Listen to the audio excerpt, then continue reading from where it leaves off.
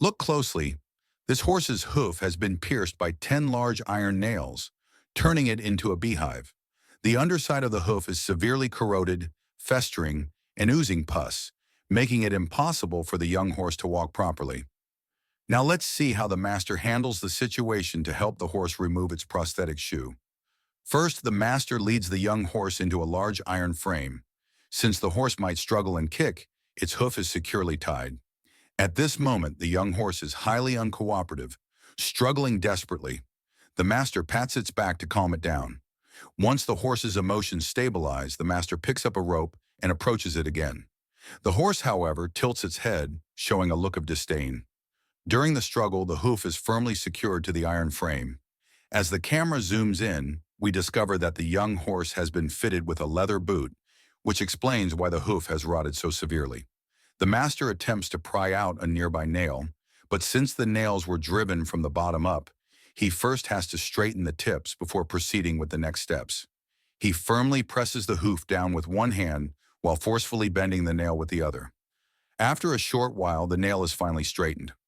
Next, the master uses pliers to grip the leather pad, trying to pull it off with brute force. However, due to the large number of nails inside, this task proves to be extremely difficult. The leather pad is highly resilient, and no matter how much effort the master exerts, its elasticity absorbs all the force. Seeing that repeated attempts are ineffective, the master decides to change his approach. He inserts the entire plier into the leather pad, hoping to use leverage to pry it open. He struggles to manipulate the pliers, but the situation remains unpromising. Despite several tries, the leather pad remains as firm as ever. At this point, the master is at a loss and has no choice but to pause and examine the hoof carefully. After analyzing the situation, he decides to try once more. He reinforces the rope securing the hoof and then attempts to pull the leather pad apart with his bare hands. Another master joins in, using pliers to assist. Finally, the leather pad is successfully removed. We can see that it is at least 4 to 5 centimeters thick, seemingly made from a tire.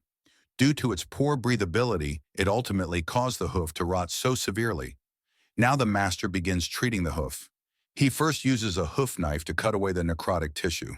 The severity of the hoof's damage is evident. As he trims, small debris continuously falls off. Compared to a well-maintained hoof, the difference is staggering. Suddenly, as the master makes a deep cut, a pocket of accumulated blood is revealed. The dried blood has left behind a visible red cavity. The master carefully continues trimming. With each precise cut, the small opening gradually expands into a larger hole. Finally, the master identifies the root of the problem. Once the issue is addressed, he unties the rope securing the hoof, and at last the young horse is freed from its suffering.